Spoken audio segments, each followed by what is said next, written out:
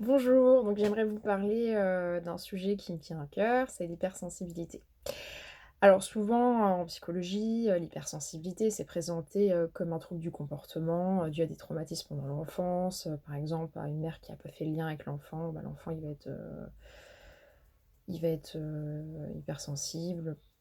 Bon, et puis chez certaines personnes, l'hypersensibilité, ça signifie être à fleur de peau, être susceptible, être fragile et pas armé pour ce monde qui est très violent.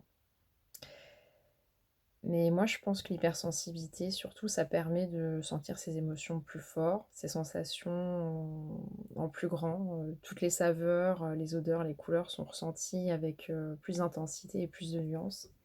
Chez les personnes hypersensibles aussi, je trouve qu'il y a plus d'intuition, un plus grand sens de l'intuition, de l'observation, de la réflexion, de l'analyse et bah, c'est important pour comprendre le monde qui nous entoure et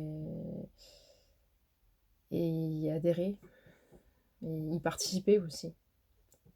Ne pas être juste acteur, enfin être acteur et pas seulement spectateur. L'hypersensibilité, elle offre une vision du monde et des personnes plus subtiles, plus complètes, pleines de nuances et de sensations, bah, enrichies. Donc l'hypersensibilité, ça permet de vivre, la vie en plus fort, on peut s'en saisir, l'accepter comme une force, pour comprendre le monde qui nous entoure avec plein de nuances. Après, c'est vrai que chez les hypersensibles, il y a plus de problèmes d'addiction, ça aux stupéfiants par exemple, l'alcool, aux anxiolytiques, enfin à plein de choses qui sont pas du tout bonnes pour la santé. Et puis chez l'enfant, l'hypersensibilité, ça peut être assez compliqué à vivre parce que il peut être un peu inondé par toutes ces enfin chez l'adulte aussi d'ailleurs, hein, si le travail n'est pas fait, il peut être inondé par toutes ces sensations, toutes ces émotions.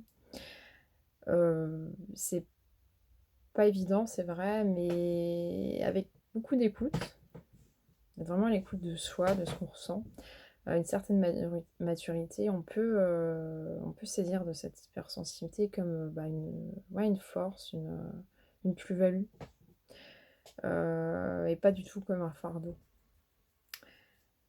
Donc voilà, faut être à l'écoute sur ce qu'on peut supporter, c'est pas quelque chose de définitif, hein. C'est pas parce qu'un enfant il va pas supporter le bruit, que toute sa vie il supportera pas le bruit, par exemple. Il faut un apprentissage progressif pour chaque chose et évidemment il vaut mieux adopter une vie saine. Ça, d'autant plus quand on est hypersensible parce qu'il y a beaucoup plus de risques d'addiction et pas trop jouer avec ça en fait, ouais. Ça,